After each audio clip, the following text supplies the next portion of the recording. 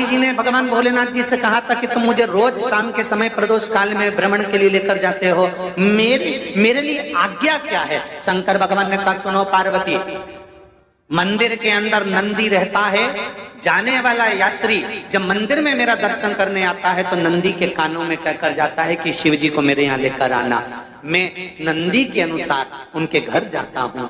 मेरा काम है उनका कल्याण करना और तेरा काम है उनके घर की नारी को अखंड सौभाग्यवती का वर प्रदान करना, ये तेरा काम।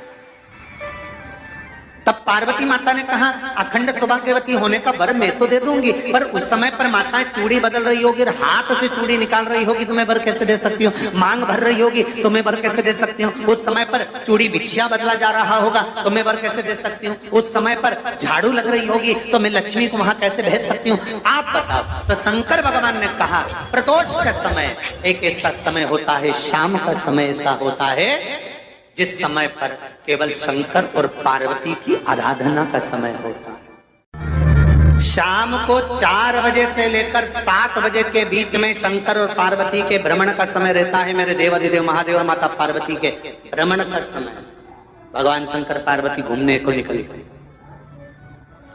इसलिए हमारा सनातन धर्म कहता है शाम के समय पर माताओं को झाड़ू नहीं लगाना चाहिए, शाम के समय पर माताओं को चूड़ी बिछिया नहीं बदलना चाहिए, शाम के समय पर माताओं को मांग में सिंदूरा नहीं भरना चाहिए, शाम के समय पर माताओं को बाल नहीं बांधना चाहिए, शाम के समय पर माताओं को चौखट पर नहीं बैठना चाहिए। उसका कारण क्या है? क्योंकि पार्वती, हम तो कई लोगों से कहते हैं अगर आपके यहाँ संपदा नहीं आ रही है, बहुत मेहनत कर रहे हो, फल नहीं मिल रहा, कहीं नौकरी, कहीं सर्विस या कहीं व्यापार या व्यवसाय में कहीं तकलीफ आ रही है, हम सबसे कहते हैं शाम का समय पकड़ लो, शंकर जी के मंदिर में दिया लगाना प्रारंभ कर दो। शिव मंदिर में अगर दिया नहीं लगा रहे हो तो बेलपत्री के पेड़ के नीचे दिया लगा दो। बेलपत्री और शंकर जी के मंदिर में दिया नहीं लगा रहे तो शंकर जी के मंदिर के बाहर चौखट पर दिया लगा दो। इतना भी नहीं कर सकते तो अपने घर के बाहर अपने द्वार पर दिया लगा दो और शंकर जी के नाम का श्री शिवाय नमस्तुभ्यं बोलकर शंकर भगवान को याद कर कर अपनी कामना कर कर बाबा का स्मरण कर कर पंचाक्षर मंत्र नमः शिवाय, षडाक्षर मंत्र ओम नमः शिवाय, द्वादशाक्षर मंत्र ओम नमो भगवते वासुदेवाय, जो मंत्र तुमको याद है उसका स्मरण कर कर लक्ष्मी हो चाहे नारायण हो चाहे राम हो चाहे कृष्ण हो स्मरण कर कर शाम के समय बाहर दिया लगा दो, दरवाजे के पास लगा दो। वो सुनेगा जरूर, आएगा तो उसका वेलकम जरूर होगा और वो कुछ देकर जरूर जाएगा।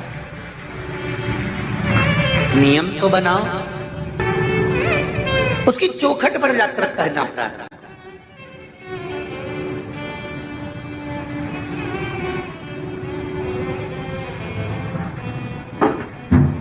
बृहस्पति महाराज ने कहा कि शाम का समय जो प्रदोष का समय होता है उस समय पर इंद्रदेव तुम शंकर जी की आराधना करो।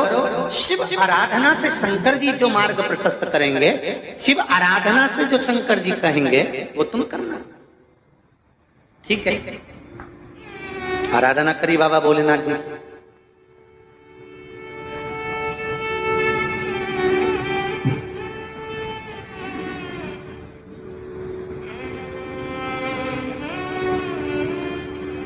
मालूम नहीं था इंद्रदेव को।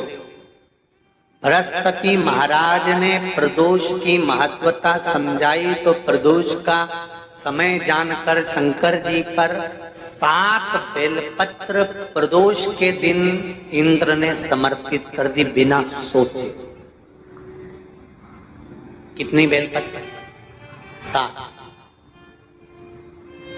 प्रदोष का व्रत करो चाहे ना करो, मंदिर में चढ़ी हुई बेलपत्र को उठा लो,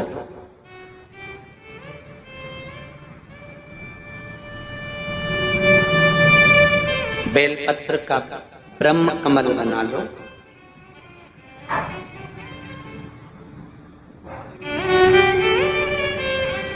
ब्रह्म कमल का मतलब होता है डंडी बीच में रहे, आसपास पत्तियां रहे। 7 पत्ती का ब्रह्म कमल बनाकर, जैसे ये पत्तियां हैं एक जैसी रखी हुई हैं तो इसको फैला लिया, सात पत्ती को आपस में फैलाकर ब्रह्म कमल बना लें।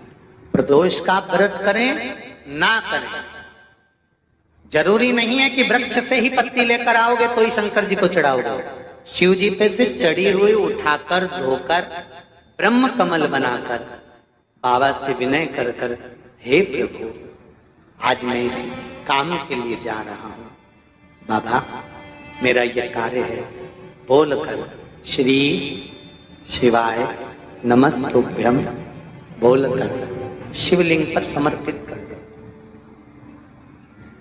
दिन भर के प्रदोष व्रत का फल बाबा एक बेलपत्री समर्पित करने पर ही प्रदान कर देता है। शिव है। प्रदोष व्रत कर रहे हो उससे बढ़कर कोई प्रसन्नता नहीं, पर नहीं कर रहे तो प्रदोष के दिन या 12 महीने शिवरात्रि आती है। कर्पूर गौरम करुणावतारम, आप स्वयं कपूर की भांति हैं महाराज। कपूर जानते हो? अरे बोलो तो चमके। आरती में कब जलाया जाता है? जब आरती पूरी हो जाती है। कपूर क्यों जलाया जाता है? बोलते जाओ। कपूर जलाना क्यों जरूरी है?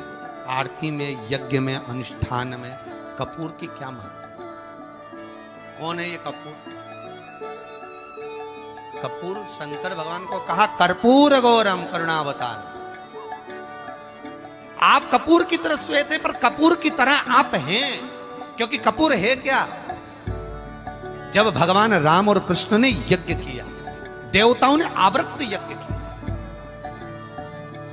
भगवान विष्णु जिस यज्ञ को करे, भगवान राम ने जो अश्वमेध यज्ञ किया, देवताओं ने जो यज्ञ किया, आनंदमय भगवान विष्णु जिस यज्ञ को करे, यह अश्वमेध यज्ञ केवल राम ने नहीं, इससे पहले नारायण कर चुके थे। भगवान विष्णु लक्ष्मी के साथ अश्वमेध यज्ञ का अश्व राम जी के समय पर तो लवकुश ने पकड़ा था, पर विष्णु भगवान के समय पर वो यज्ञ का घोड़ा सब दूर घूमता रहा। वो अश्व जो आया वापिस, तो भगवान विष्णु से उस अश्व ने निवेदन करा कि अब मुझे करना क्या, मैं सब दूर से आ चुका, या मैं पृथ्वी पर ऐसे ही भ्रमण करता रहूंगा, जगत में ऐसे ही घूमता रहूंगा। तब भगवान विष्णु ने भगवान शंकर से निवेदन करा कि इस अश्व का क्या करें। शंकर भगवान ने 33 कोटि देवताओं को विराजमान किया। शंकर अपने अंदर 33 कोटि देवताओं को बिठाकर, तब भगवान शंकर ने हाथ में गंगा का जल लेकर उस अश्व पर छोड़ा, तो उसको कपूर बना दिया। कपूर बनाकर उसको यज्ञ में समर्पित कर दिया। भगवान विष्णु से कहा, सुनो विष्णु, यज्ञ की पूर्ण आहुति पर यह कपूर के रूप में ये अश्वमेध यज्ञ के अश्व को दान दिया गया है। अर्थात पृथ्वी पर मनुष्य यदि अपने घर में आरती पूजन में कपूर को प्रज्वलित करेगा तो उसको 1000 अश्वमेध यज्ञ का फल उसी समय पर प्राप्त हो जाएगा। इसलिए हर आरती के पूजन के बाद कपूर का टुकड़ा जलाया। कपूर की बड़ी महत्वता है हमारे।